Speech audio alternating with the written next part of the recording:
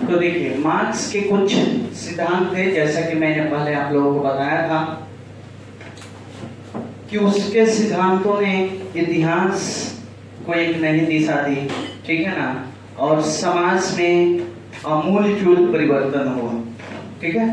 तो उसके कुछ नए सिद्धांत थे, जिसमें द्वंद्वात्मक भौतिकवाद का सिद्धांत था, वर्ग संघर्ष का सिद्धांत था, इतिहास की भौतिकवादी व्याख्या भी कार्ल मार्क्स ने की, ठीक है ना, मूल्य और अतिरिक्त मूल्य का सिद्धांत भी कार्ल मार्क्स ने दिया, राज्यहीन तथा वर्गहीन समाज की स्थापना का प्रयास भी कार्ल मार्क्स ने किया। उसके सिद्धांत में शामिल था कि ऐसे समाज बने जिसमें राज्य का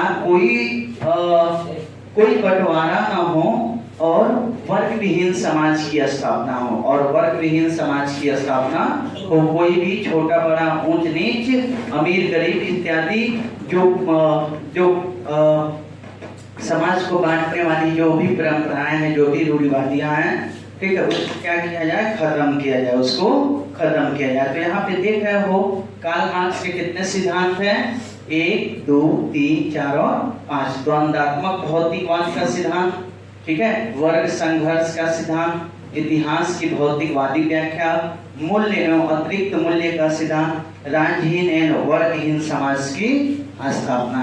ये थे कार्ल मार्क्स के सिद्धांत, जो एक उस समय नए सिद्धांत थे और इसने समाज में एक नई परिवर्तन लाई, समाज के सोच में एक बहुत ही बड़ा परिवर्तन लाया कार्ल मार्क्स के इन सिद्धांतों ने, ठीक है ना। देखिए उसने इतिहास की भौतिकवादी व्याख्या कैसे की, तो उन्होंने बताया कि इतिहास और कुछ नहीं बल्कि संघर्ष है पूंजीपति वर्ग और श्रमिक वर्ग के बीच का, ठीक है ना। पूंजीपति वर्ग और श्रमिक वर्ग के बीच का संघर्ष जो उत्पादन के साधनों पर अधिकार के लिए हुआ है, ठीक है, उसी को हम क्या कहते हैं, इतिहास कहते हैं। उन्होंने इतिहास के बारे में बताया कि इतिहास दो वर्गों के बीच का संघर्ष है उत्पादन के साधनों पर अधिकार के लिए। उत्पादन के साधनों पर अधिकार के लिए दो वर्गों के बीच के संघर्ष को हम क्या बोलते हैं, इतिहास बोलते हैं।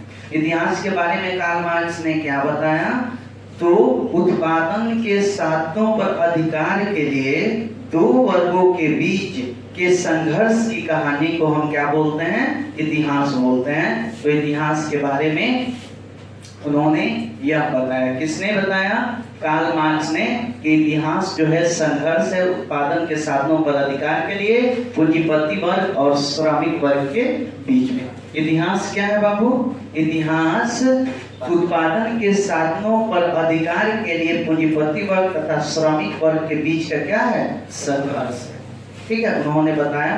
और जो भी इतिहास में परिवर्तन हुआ है, जो भी बदलाव, जो भी चेंज हुए हैं इतिहास में, उसके सबके मूल में, सबके बीच में जो है आर्थिक शक्तियां थी। क्या थी, आर्थिक शक्तियां। आर्थिक शक्तियों के कारण ही राजनीतिक और सामाजिक परिवर्तन हुए इतिहास में, ठीक है ना।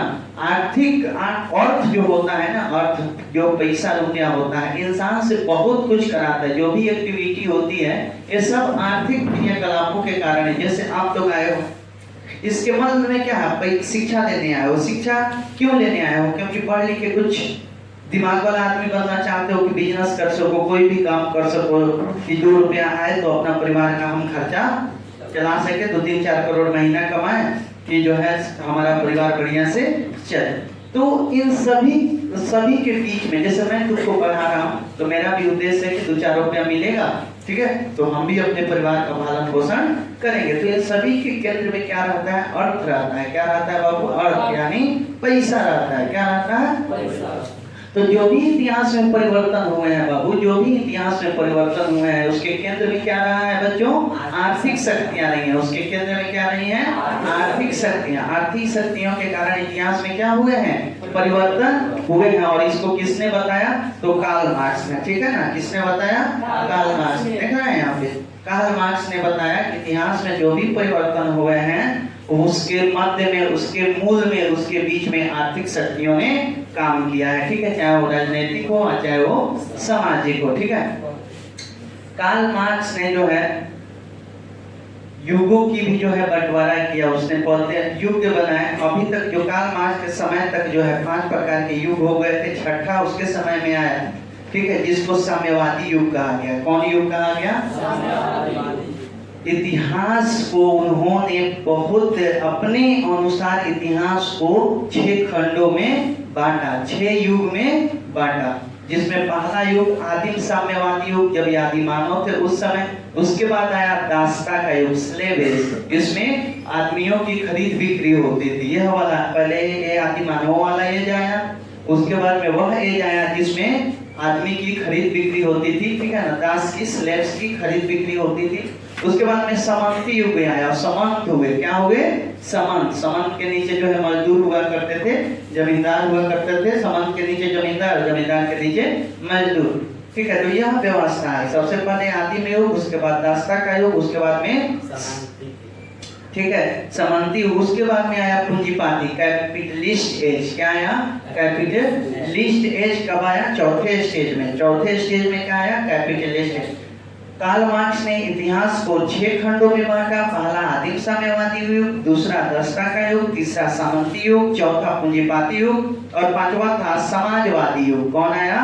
समाजवादी युग, ठीक है ना, सोशलिस्ट एज। उसके बाद लास्ट में आया साम्यवादी युग। इस तरह इतिहास की व्याख्या किसने की? कार्ल मार्क्स ने की, ठीक है। 1864 ईस्वी में फर्स्ट इंटरनेशनल ऑर्गेनाइजेशन की स्थापना हुई, जिसका श्रेय कार्ल मार्क्स को जाता है। किसको जाता है? कब किया उन्होंने? 1864 ईस्वी में। कब किया इन्होंने? 64 ईस्वी में किया, ठीक है। जिसमें मजदूरों को उन्होंने उनकी शक्तियों को याद दिलाया कि हे मजदूरों, अगर तुम नहीं रहोगे तो कोई भी कंपनी, कोई भी कारखाना नहीं चल सकता है, चाहे वो कितना ही बड़ा है। मजदूर ही ना जाए, हड़ताल कर दे तो कंपनी बंद हो जाएगा कि नहीं हो जाएगा? बताओ। तो मजदूरों को अधिकार मिलना चाहिए कि नहीं मिलना चाहिए? उन्होंने मजदूरों को वहां पे एकत्रित किया, मजदूरों को बताया कि हे मजदूरों, तुम्हारे मुक्ति का उपाय तुम्हारे ही हाथों में है, तुम्हारे ही हाथों से तुम्हारा मुक्ति होगा। और उन्होंने कहा था कि तुम एक हो जाओ। पाने के लिए पूरी दुनिया है, लेकिन खोने के लिए हाथों के जंजीर के अलावा कुछ नहीं है। अपना दर्शन तक त्याग दो, अपने अधिकारों को पहचानो। उन्होंने एक मूल मंत्र दिया कि अधिकार के बिना कर्तव्य नहीं, अधिकार के बिना कर्तव्य नहीं और कर्तव्य के बिना अधिकार नहीं। अधिकार के बिना कर्तव्य नहीं और कर्तव्य के बिना अधिकार नहीं। अधिकार के बिना, फिर से बोलिए, अधिकार के बिना और कर्तव्य के बिना। अगर मुझे अधिकार नहीं दोगे तो हम कर्तव्य नहीं करेंगे। अगर हम कर्तव्य कर रहे हैं तो हमें अधिकार मिलना चाहिए, ठीक है ना। तो हम कर्तव्य कर रहे हैं तो हमें अधिकार मिलना चाहिए, ठीक है। 1864 में फर्स्ट इंटरनेशनल ऑर्गेनाइजेशन की स्थापना हुई, ठीक है।